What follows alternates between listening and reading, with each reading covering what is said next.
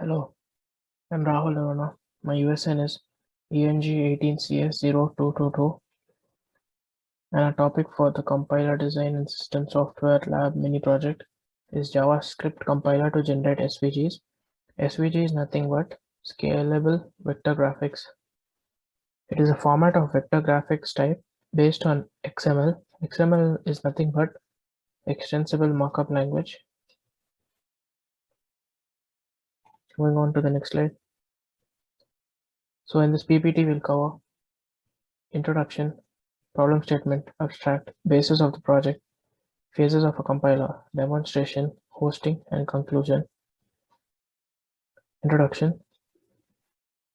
These are some of the technologies we used for this project. Web development. So web development is the work involved in developing a website for the internet or intranet. It can range from developing simple single static pages of plain text ranging to complex applications, electronic businesses, and social network services. Next technology involved in this project, cloud computing. Cloud computing is commonly known as delivery of computing services, including servers, storage, databases, and intelligence over the internet. The term is generally used to describe data centers available to many users over the internet. Large clouds, which are predominant today, often have functions distributed over multiple locations from central servers. There are 4 types of cloud computing services offered. IaaS stands for Infrastructure as a Service. It is a wide type of cloud computing service. It has basic building blocks of the cloud that provides access to networking features such as virtual servers, operating systems, network, and data storage drives on a pay-as-you-go basis. Some examples are Amazon Web Services, Microsoft Azure, Cisco Meta Cloud, and Google Compute Engine. The next service is PaaS. It stands for Platform as a Service. It manages the underlying infrastructure such as networks, servers, storage, and databases, while organizations focus on managing and deploying applications. PaaS provides an on-demand environment to develop, test, deliver, and manage software applications. PaaS enhances the efficacy of resource procurement, software maintenance, capacity planning, patching, and other undifferentiated work. Some examples are Microsoft Azure, Apache Stratos, AWS Elastic Beanstalk, and Google App Engine. Next service is SaaS. It stands for Software as a Service, and it assists in hosting and managing the software applications. SaaS focuses on maintenance like software upgradation and security patching and underlying infrastructure. It provides completed product and software applications over the internet as per the demand and subscription to the services that is run, handled, and managed by the cloud service provider. Some examples are Microsoft Office 365, Cisco WebEx, Salesforce, and Google Apps, etc. Next service is FaaS. It stands for Function as a Service. It reduces developers' hassle of virtual servers, containers, or application runtimes by uploading narrow functional blocks of code with the provision of triggering for specific events. FaaS applications are based on IaaS for particular circumstances to reduce the fees of pay-per-use. Adding another abstraction layer to PaaS, it ensures developers from everything in the stack below their code. FaaS examples include Azure Functions and AWS Lambdas. The technologies involved in this project: web development. Main used languages here are Hypertext Markup Language HTML5, Cascading Style Sheets CSS3, JavaScript, React. Cloud computing service Amazon Web Service is used in this project. Resources involved: it is recommended to have 2 GB or more RAM. The tools required for this project are an integrated development environment such as Visual Studio Code, supported browsers like Chrome, Firefox, Microsoft Edge, etc. Hosting service, in this case Amazon Web Service, and JavaScript. Here we use Node.js. Topic. Our topic for this project is to build a Debian like compiler using JavaScript and hosting it using a web service. In this case, Amazon Web Service. Debian is nothing but designed by numbers, and this was a compiler that was designed by people from MIT Abstract. The aim is to follow the steps involved in compiler design, such as tokenizing or lexical analysis, parsing or syntactical analysis, transformation, and code generation, and building a compiler using JavaScript language that takes in instructions in design by number Debian language and which produces the graphical results in the form of SVGs, that is scalable vector graphics, and this graphics can be displayed in the browser. So the next aim is to host this in one of the web services. Basis of the project.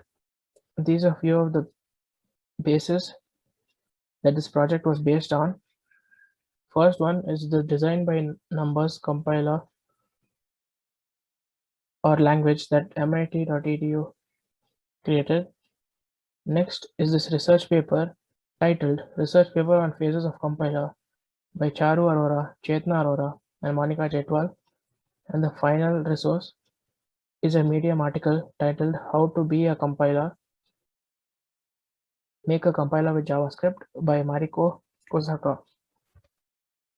Phases of a compiler. I'll be covering the first phase, lexical analysis. So what is lexical analysis? It is the first phase of a compiler. It takes the modified source code from language preprocessors that are written in the form of sentences.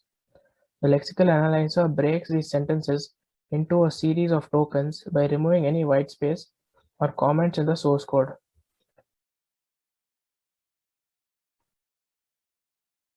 Lexical analysis phase is done by this function called lexer.js.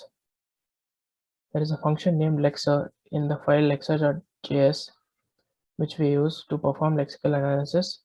So here what is done is the words in a line are split and each of them are assigned either number or word.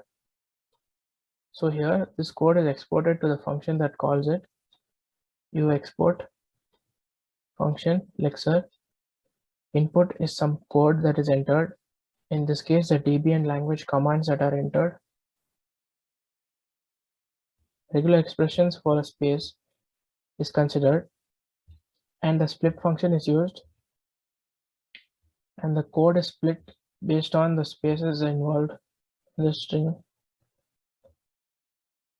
After this method, the dot filter function is used, where all t having length greater than 0 are considered, and the map function is used to map this onto a list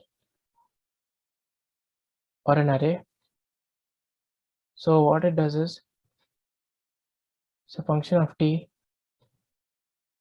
If it's not a number, if t is not a number, it returns the type word, else it returns the type number. This is how the lexical analyzer works, and this lexer.js function is called as necessary in future steps. Now let us go through the working. Let us use yarn package manager, yarn start, and this would run a particular app on localhost. So let us move on to that screen. So here we have entered three particular commands here: paper 50, pen 0, and line 00, 100, 100. It has description given in this info section about each command. So first let's compile, and now we can inspect the console log which we have created. Inspect, go to console, and here we'll be able to see how the array looks. So the 0th index element stores the value for paper. Paper here is a word type, and lexer.js it does exactly that, assigns word to paper. 50 is assigned a number type. Pen is assigned word. 0 is assigned number. Similarly, line is assigned word,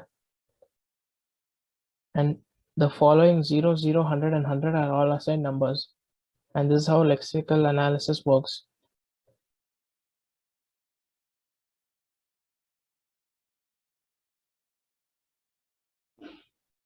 Hello, sir. My name is Sandesh Bhatt, and I'll be taking you through the parsing and transformation phase of our compiler.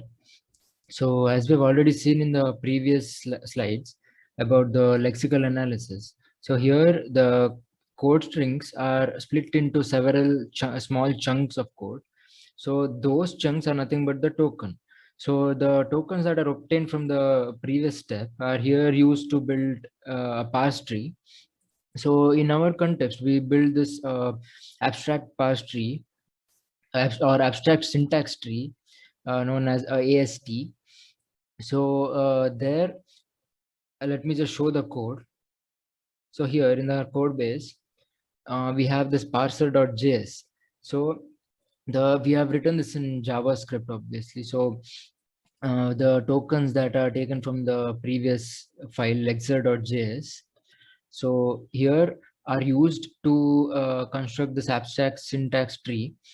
So we go through each tokens and find syntactic information, and we build this tree. So this is nothing but it's like a map for our code. So a way to understand how everything is structured. So it's like this basic layout. So we have a type and a body. So a type mentions the structure, so it may be a circle, a rectangle, a line, etc. And body mentions the dimensions and other features of that specific structure. So here the rest of the code runs within the length of the tokens.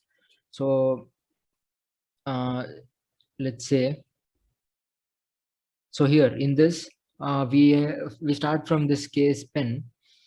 So before that, we have two syntax types here. One is the number literal and other one is the call expression. So number literal, it means that the value is a number, and this call expression, it will take this number literal as its arguments. So for a pen, we give the type as call expression and the name as pen and the arguments. And we do the same for several of the structures such as a line, a rectangle, a circle, and ellipse. We can add how many other structures we need. So so here let me just show it how it looks like. So we have a paper, and we have given several of those: a pen, a line, a rectangle, and a circle. And what are the features that we need to provide? We will just look at it in the transformation. So so that is about the parser. And now the transformer. So in the transformer, the abstract syntax tree that we obtained previously in the parser state, so that for that we need to convert it to a SVG friendly language. So so the previous AST is it's good at describing what's happening in the code, but it is not useful at creating SVG. So the main intention here is to create an SVG file out of it. So now let's say here we have created a paper. So a paper here is nothing but it's like a basic frame. So but in according to in terms of SVG, it can just be a rectangle. So there is not much of difference in it. So that is exactly what's done here in the transformer.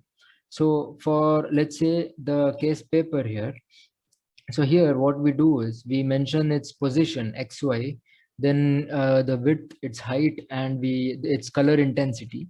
So we do the same for pen. Pen is nothing but the stroke with which the line has to occur. I'll show it during the demonstration. And then it's the line, rectangle, same thing we do for all. We mention its attributes. So a circle will have the xy is the position, the radius. So and the fill is nothing but the color intensity. So if we mention that, a circle can be generated. It's drawn on the screen. So I'll just show here. So here we have paper, and we will have to mention its color intensity. So here we have given 50. Let's say we do 100. So we have given binary colors. So it will go from 0 to 100. So 0 as in white, completely white, and 100 as in completely black. So any color within that will vary its color intensity. So let's say we go with 50, so it should be perfectly gray. So that's about the paper. And next, let's say we do a pen.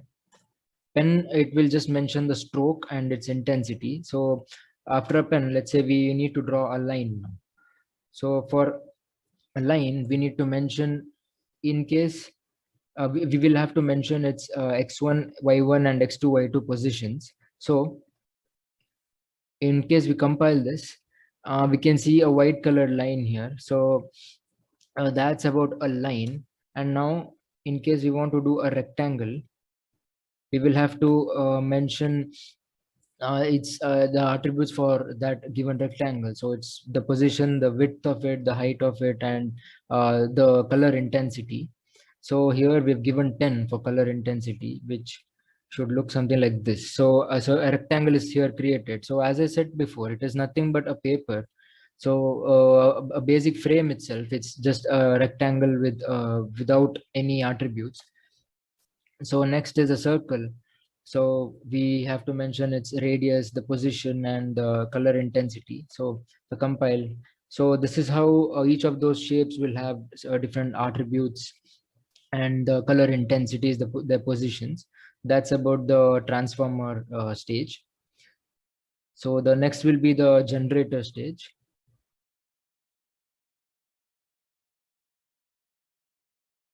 Good evening, sir. My name is Riya Sawant, and I will be explaining about the code generation part along with the hosting, and I will also discuss about the project status.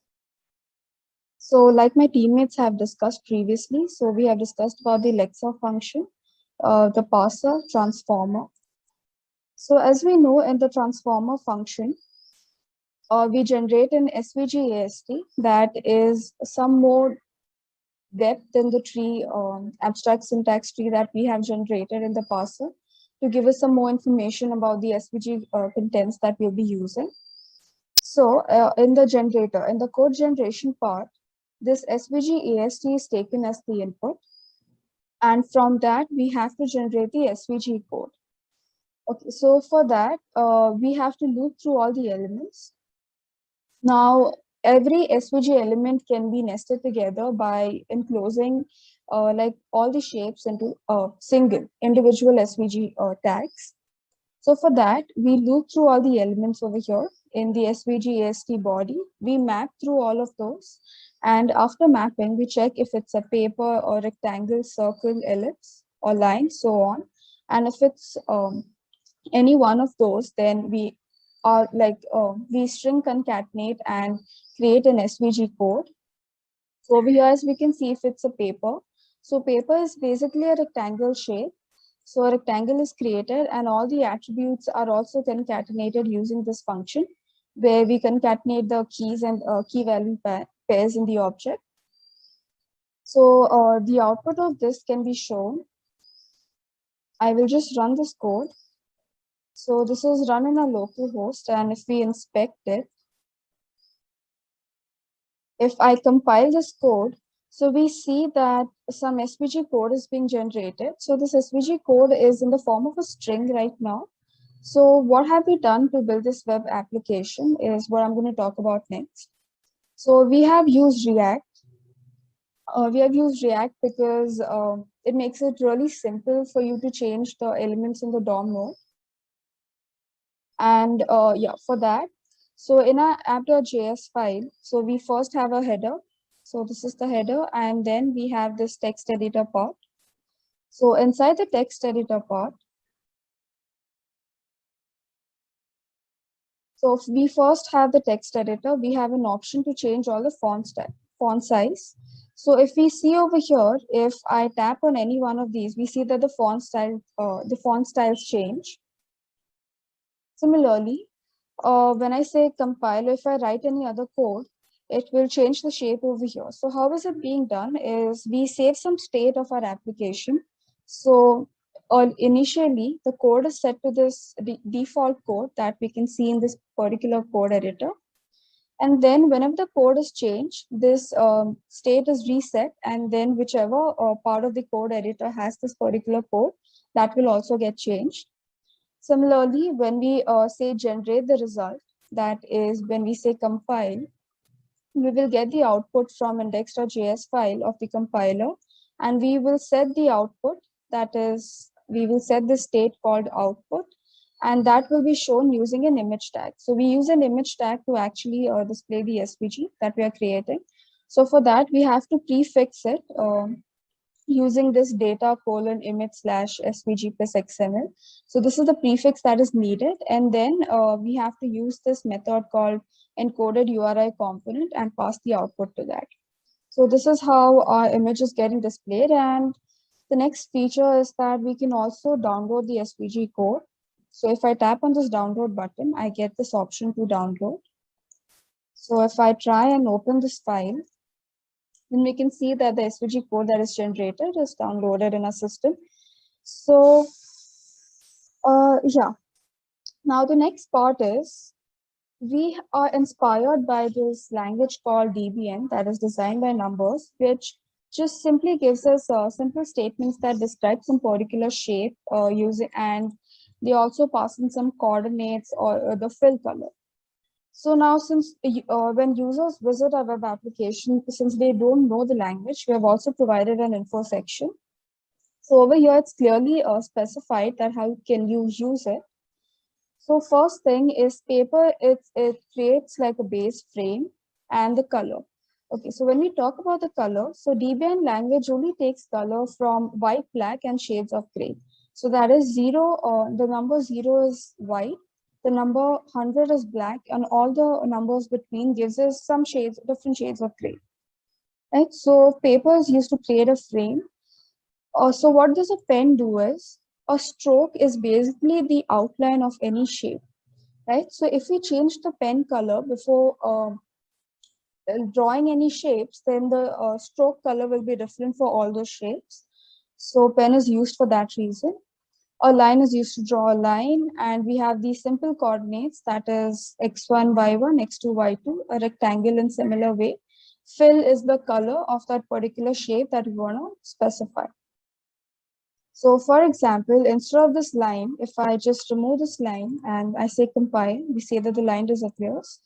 And over here, instead of that, if I put a rectangle, which, so first two coordinates are basically the top left coordinate of the rectangle, so where it starts. So I'm giving it as 2020, and then I'm giving the width as 50, height as 40, and the fill say 80.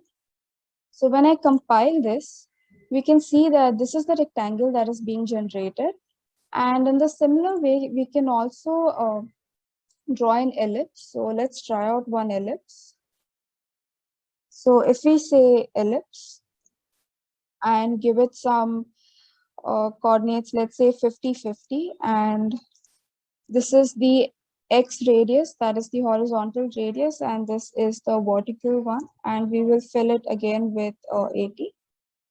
If we do this, we see that we generate an ellipse, which is centered over here, that is at 50, comma 50. And this is how we change all the SVGs of the way we generate the code and display it. So the next part in this is how we have hosted the application. So we have hosted this application on AWS Amplify. So that was providing us a free tier, and also it's much faster than most of the hosting solutions that are present. For example, Heroku, which has a particular sleep time. So that basically means that if you don't use the application for too long, or if you haven't visited, then it goes into sleep mode. And then when you try to visit it, it takes some time for the dynos to wake up and to the servers to give us the pages. So that's why AWS Amplify was a good solution. So in AWS Amplify, this is our application, that is the SVG compiler. So I'll just show the procedure of how we actually create a new application. So when we say a new app, we have to host a web app. So we click on that. We have to authorize, say GitHub or any other code hosting. So I have done it using GitHub. We can continue. Next, we will have to choose the repository in which our code resides, so as to host it. So we can select any repository as we see here. And when we go ahead, it gives us the default settings for the application and we can host.